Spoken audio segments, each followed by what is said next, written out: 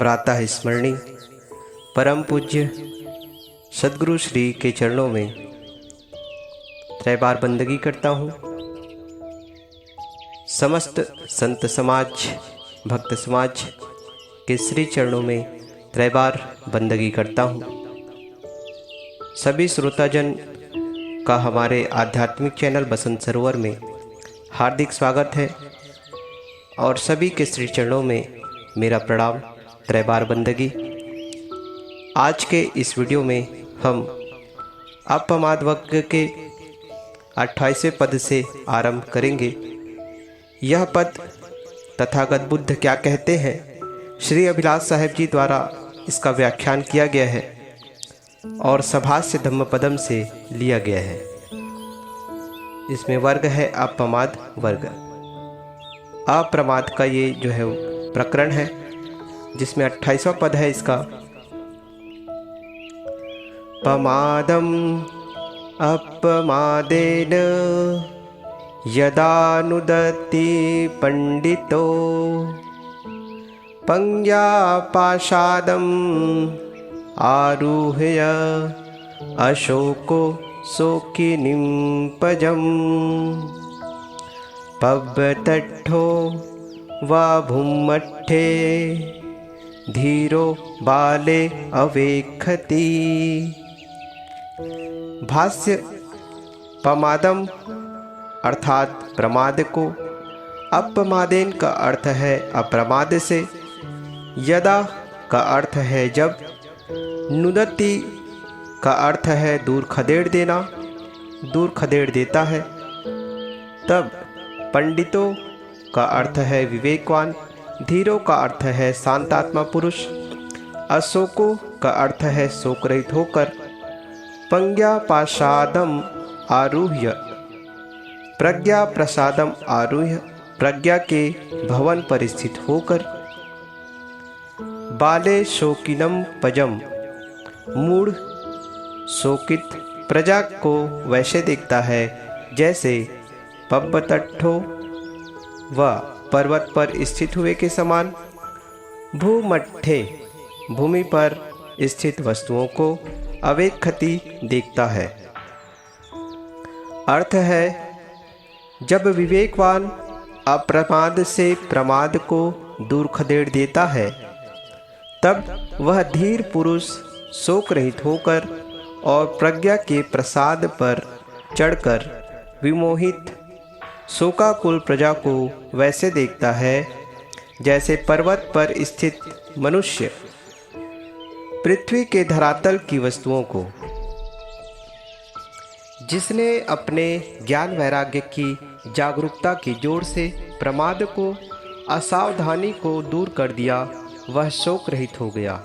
प्रमाद है इस झूठी दुनिया में मोह करना। दुनिया की सेवा करना चाहिए। मनुष्य जिस क्षेत्र में रहे अपना कर्तव्य ठीक से निभाए, परंतु मोह कहीं ना करे। जिसने प्रमाद को त्याग दिया वह पूर्ण निर्मोह हो गया, और जो पूर्ण निर्मोह हो गया वह शोक से मुक्त हो गया। वह सदैव प्रज्ञा के प्रसाद पर, ज्ञान के उच्च भवन पर विराजता है। जैसे पर्वत का मनुष्य जमीन के मनुष्यों को देखता है तो उसे वे बहुत छोटे लगते हैं, वैसे ज्ञान की ऊंचाई पर चढ़ा हुआ शोकहीन ज्ञानी पुरुष मोह मूढ़ शोकित प्रजा को देखता है और उसे उस पर दया लगती है। श्री व्यास जी ने अपने योग दर्शन के भाष्य में इसी भाव वाला श्लोक उद्धृत किया है। वह इस प्रकार है। प्रज्ञा प्रसादम आरुह्य अशोच्य शोचतो जानान भूमिष्ठानिव शैलस्थः सर्वान् प्राज्ञो अनुपश्यति। 29वां पद है। अपमत्तो पमत्तेषु सुत्तेषु बहुजागरो अबलशं वसिघस्यो हित्वा याति सुमेधसो। भाष्य है, सुमेधसो बुद्धिमान, पूर्ण प्रज्ञावान। अपमत्तो का अर्थ है प्रमाद रहित, सावधान। पम्मत्तेषु प्रमादियों से। बहुजागरो का अर्थ है पूर्ण जागृत, पूर्ण निर्मोह। सुत्तेषु सोते हुए को, मोह में लीन को। अबलशम अबल अवश्यम इव, निर्बल घोड़े के समान। शीघ्रसो शीघ्र, अश्वः बलवान अश्व शीघ्र। हित्वा त्याग कर, छोड़कर। याति मतलब जाता है। प्रमादियों के बीच में सावधान व्यक्ति और मोह में सोए हुए के बीच में बीच से पूर्ण प्रज्ञावान निर्मोह व्यक्ति वैसे ही तेजी से आगे निकल जाता है जैसे दुर्बल घोड़ों के बीच से सबल घोड़ा उन्हें त्याग कर शीघ्र आगे निकल जाता है। निर्बल घोड़ों को छोड़कर सबल घोड़ा आगे बढ़ जाता है। इसी तरह प्रमाद में लिप्त और मोह में सोए हुए लोगों को छोड़कर प्रज्ञावान, सावधान और जागृत मनुष्य आगे बढ़ जाता है। साधक सावधान हो, वह दूसरे को जगाने के मोह में न पड़े, अपितु स्वयं पूर्ण निर्मोह होकर जग जाए। फिर जो उसको समझ पाएगा वह उसका अनुसरण करेगा। दूसरे को निर्मोह नहीं किया जा सकता, स्वयं निर्मोह हुआ जा सकता है। व्यवहारिक रूप में देखा जाए तो स्पष्ट होगा कि सबको सोते हुए छोड़कर सिद्धार्थ अकेले ही निकले। आत्म उद्धार अकेला का रास्ता है। कबीर साहब के वचनों में प्रेम गली अति सांकरी, जामे दो न समाही। आध्यात्मिक प्रेम का अर्थ ही है असंगता का अनुभव। सर पटक कर दूसरे का उद्धार नहीं किया जा सकता। हर मनुष्य का अपने पर अधिकार है, वह अपने को ऊपर उठा सकता है। जब हम अपना उद्धार कर लेंगे तब जिसका मन होगा हमारा अनुसरण करेगा। अतएव हम स्वयं पूर्ण निर्मोह होकर कृतार्थ हों।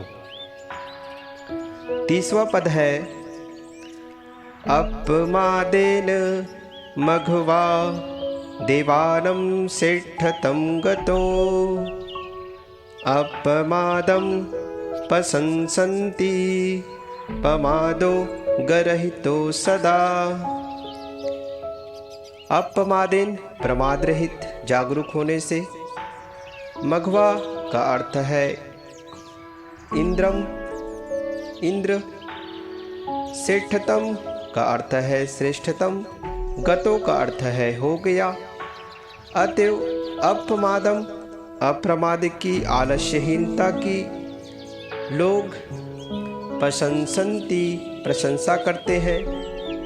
पमादो प्रमाद की, गरहितो सदा सदा निंदा होती है। अर्थ है इंद्र आलस्य रहित होने से देवताओं में श्रेष्ठ हो गया। जागरूक मनुष्य की सब प्रशंसा करते हैं और आलस्य की सदैव निंदा होती है। वेदों के सारे देवता प्राकृतिक शक्तियां हैं। इनमें इंद्र अधिक उभर कर ऊपर आया है। सबसे बड़ा और प्रथम वेद ऋग्वेद है। उसके 1/4 मंत्रों में इंद्र की महिमा बखानी गई है। सभी देवताओं का कम विशेष व्यक्तिकरण किया गया है, परंतु इंद्र का व्यक्तित्व तो वेदों में चमचमा कर सबसे ऊपर उठाया है। वह वीर नायक बन गया है। अतएव इंद्र की कार्यशीलता की गाथा पूरी भारतीय परंपरा के साहित्य में व्याप्त हो गई। ऐत्रेय ब्राह्मण में राजा हरिश्चंद्र के पुत्र रोहित कुमार के लिए 5 वर्षों में 5 गाथाएं इंद्र के मुख से ही कहलवाई गई है, जिनमें से एक गाथा ने गतिशील व्यक्ति मधु पाता है। जो प्रयत्नवान है वह उदुम्बर फल का मीठा स्वाद पाता है। देखो ना, सूर्य की विशेषता को जो कभी आंखें नहीं झपकता, सब समय जगमगाता रहता है।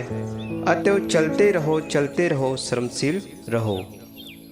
यहाँ बुद्ध वचन में भी मघवा को इंद्र को प्रमाद रहित एवं उद्योगशील बताया गया है। इसी से वह सभी देवताओं में श्रेष्ठ हुआ। प्रमाद के अर्थ आलस्य, असावधानी, भूल, अहंकार आदि है। इनको छोड़कर ही मनुष्य आगे बढ़ सकता है। उसी की प्रशंसा होती है, आलसी, निकम्मे और अहंकारी की नहीं।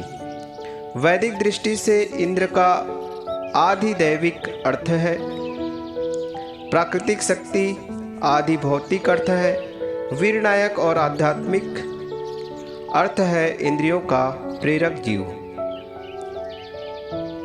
यहाँ पर इंद्र का जो है समता,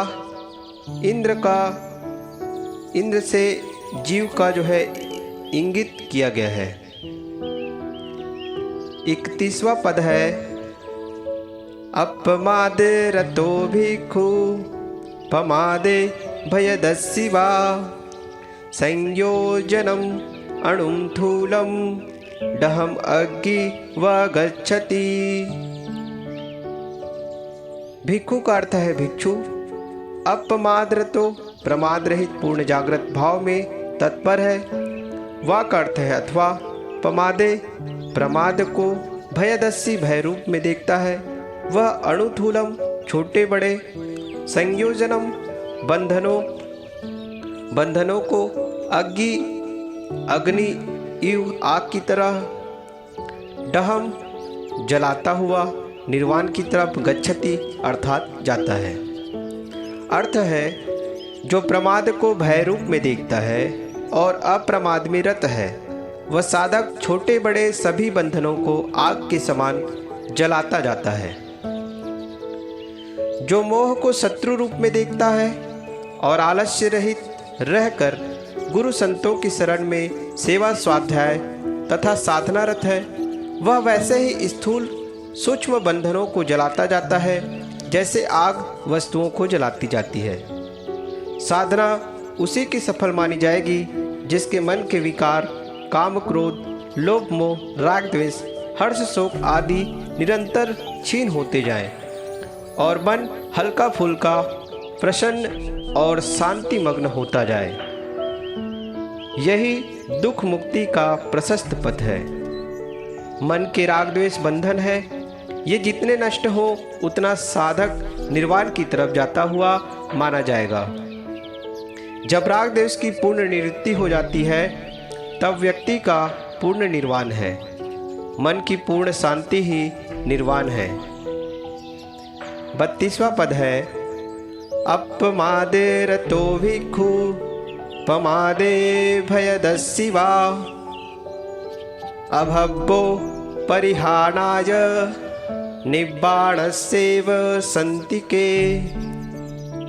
जो भिक्षु प्रमाद से भय करता है और सदैव जागरूक है, उसका पतन असंभव है, वह निर्वाण के निकट है।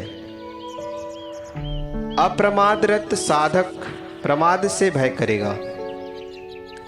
वह सब समय कुसंग से, कुचिंतन से, कुवचन और कुआचरण से दूर रहेगा। जो कल्याण विरोधी साधनों से दूर और कल्याणकारी साधनों के साथ रहेगा, उसके लिए यहाँ तथागत कहते हैं, अभव्य असंभव है, परिहाणाय पतन विनाश, वह तो निब्बाणस्यैव निर्वाण के, संति के मतलब निकट हो जाता है। प्रमाद से कुसंग किया जाता है और कुसंग से पतन होता है। गृहस्थ हो या विरक्त, अपनी मर्यादा से उसका पतन तभी होता है जब वह कुसंग करता है। और कुसंग के मूल में प्रमाद है, असावधानी है, सुखाध्यास तथा अभिमान है। निर्बल साधक भी यदि प्रमाद त्याग कर सावधानी से साधना में रत है और वह अध्यात्म में बलवान हो जाता है। और बलवान साधक यदि असावधानी करने लगा, प्रमाद करने लगा तो नीचे गिरेगा। सावधानी ही साधना है, सतत जागरूक साधक वह है जो सब समय निर्मोह है। निर्मोहता के पक्के धरातल पर स्थित साधक के लिए परिहार अभव्य है, पतन असंभव है। परिहान का अर्थ है पतन, अभव्य का अर्थ है असंभव है। अपितु निब्बाण संतिके, अर्थात निब्बाण का अर्थ है निर्वाण और संतिके का अर्थ है निकट है। निर्वाण उसके निकट है। तो साथियों, आज हमने धम्मपदम के अपमाद वर्ग का अध्ययन किया, जिसमें 32वें पद तक हमने अध्ययन कर लिया है। अगला जो वर्ग है चित्तवज्ञो, इसका हम कल अध्ययन करेंगे। और इस वीडियो को ज़्यादा से ज़्यादा शेयर कीजिए। हमारे सपोर्ट के लिए और प्रोत्साहन के लिए हमारे चैनल को सब्सक्राइब करके रखें, बेल आइकन को प्रेस करें और इस वीडियो को ज़्यादा से ज़्यादा शेयर करें। आप सभी का बहुत बहुत धन्यवाद। सर्वे भवन्तु सुखिनः, सर्वे सन्तु निरामया,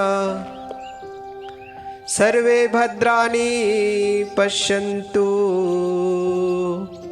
मा कश्चित् दुःख भाग् भवेत्।